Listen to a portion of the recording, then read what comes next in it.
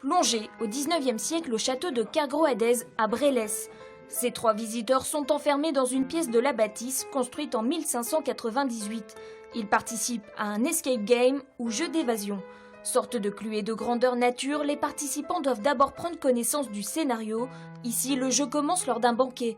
Le marquis donne un grand banquet, et puis à un moment donné, il se lève, il prend son verre, il boit une gorgée et il s'effondre. Et donc on se précipite dans le cabinet particulier du médecin. Dans ce cabinet médical, ils ont 1 heure, pas plus, pour fouiller et déchiffrer des indices.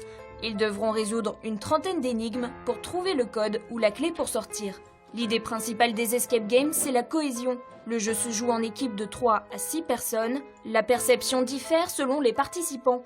Les interactions sont donc indispensables. Ah, j'ai un indice.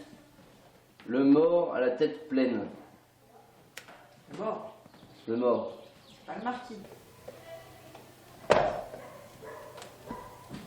J'ai trouvé une clé. Et si ça ne suffit pas, Aurélien, le maître du jeu, peut aider. 3 caméras sont installées dans la pièce. Derrière son ordinateur, il suit la progression de l'équipe. Je m'occupe de piloter en fait l'escape, donc expliquer un peu déjà le principe de l'escape game et ensuite le scénario.